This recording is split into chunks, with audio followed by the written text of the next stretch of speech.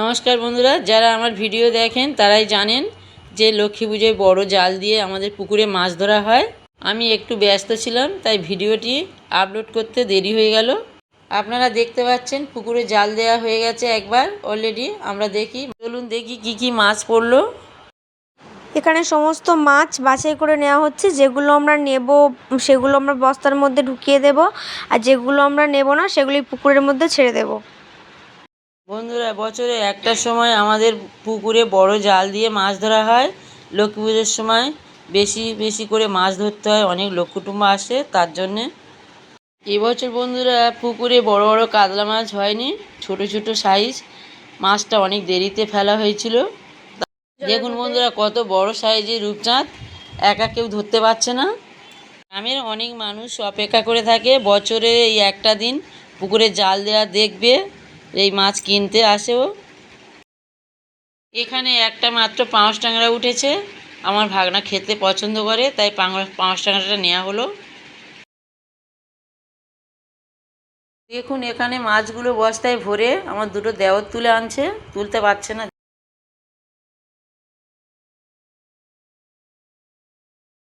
দেখুন বন্ধুরা, আমার দেওর রূপচাঁদ মাছটা হাতে করে নিয়ে দেখাচ্ছে, কত বড় সাইজের। আপনারা বুঝতে পারছেন কত বড় মাছ।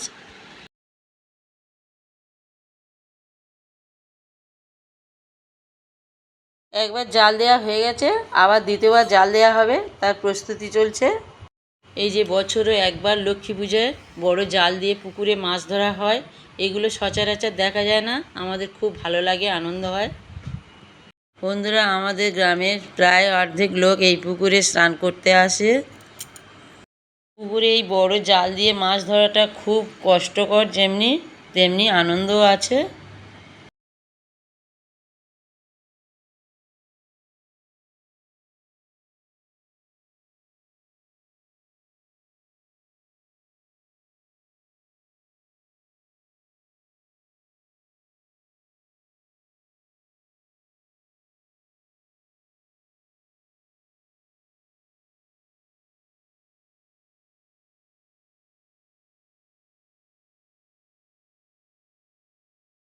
আপনারা দেখতে পাচ্ছেন দ্বিতীয়বার জাল টানা শেষ হয়েছে, মাছগুলো এবার নেওয়া হবে।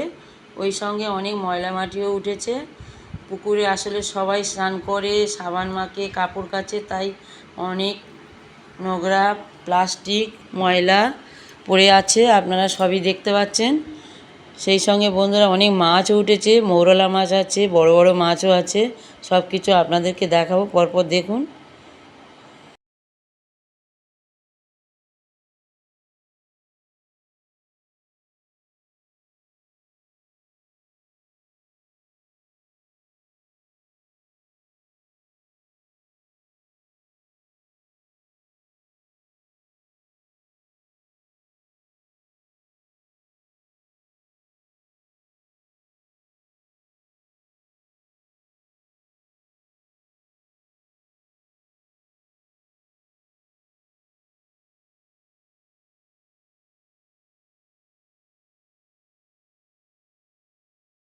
দেখুন কতগুলো মৌরলা মাছ পড়েছে। মৌরলা মাছগুলো আমরা হাঁড়িতে তুলে নেওয়া হচ্ছে, পরে এগুলো বেছে নিতে হবে।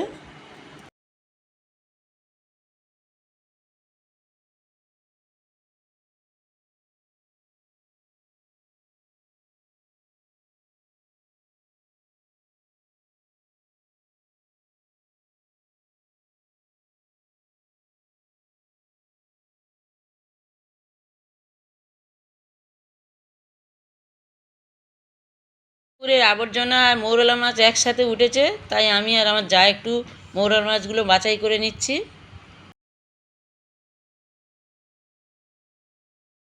মাছগুলো ভ্যানে করে বাড়িতে নিয়ে যাওয়া হচ্ছে, বাড়িতে গিয়ে আপনাদের সঙ্গে আবার শেয়ার করব।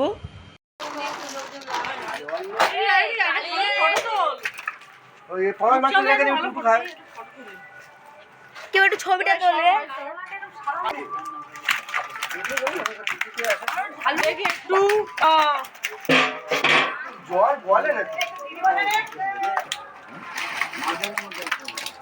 রাজা দেখো মাছ দেখবে।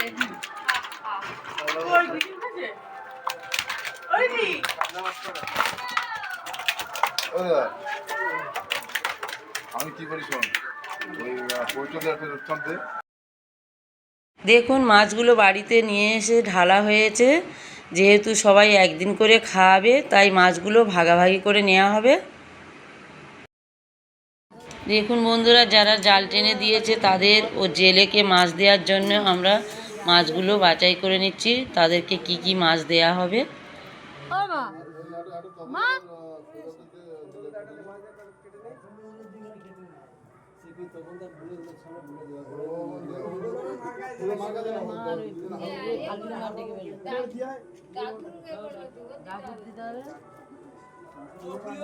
এখানে মৌরলা মাছগুলো বাছা চলছে।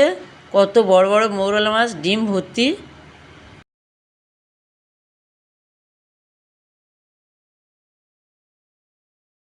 চলুন দেখি আজকে রান্নার জন্য মাছগুলো কাটবো। এই ছোট চামচ নিয়ে আসেন না, এগুলো ভাগ করা হয়ে গেছে, এবার মাছ কাটা হচ্ছে।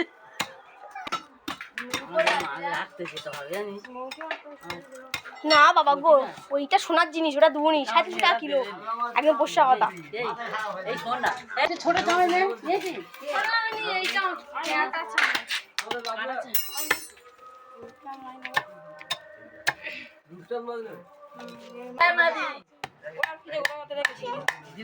আমি বই ডালি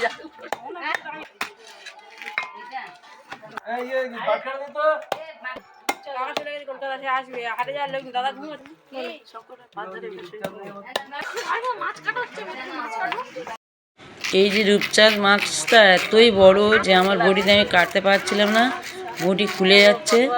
আগে থেকে চামচ দিয়ে ভালো করে ছোট ছোট আঁশগুলো ছাড়িয়ে নেওয়া হচ্ছে, তোমাদের দাদাভাই ছাড়াচ্ছে। এরপরে কিভাবে কাটবো তাই ভাবছি।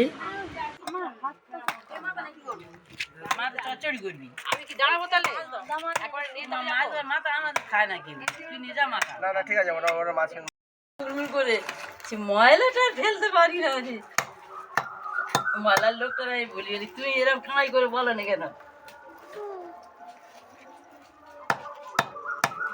কি কাটতে পারবো, এই তুমি কাটে না আগে নে, খারাপ করে আমি চালাটা করে দিই। চালাটা করতে হবে না, ওই হাফ করে চালা গড়িয়ে ধার করে আনলে কেউ ছাড়বে না, বলছি ভাড়াটা করে দিই আমি। ঠাকুরের গুরু বলতে দুটো ঠাকুরের গুরু দুটোটা উঠে ফুটটা উঠে দে। আচ্ছা, চারটে ফুট পড়েছে। এইটাকে এটা মজা নেই। এই পেটে ডিম নেই, আর পেটে ডিম আছে, এর পেটে তেল আছে, তেল পটকা পটকা নয়, চর্বি। আপনাদের যদি এই মাছ ধরার ভিডিওটা ভালো লাগে, লাইক, কমেন্ট ও সাবস্ক্রাইব করতে ভুলবেন না। Thank you.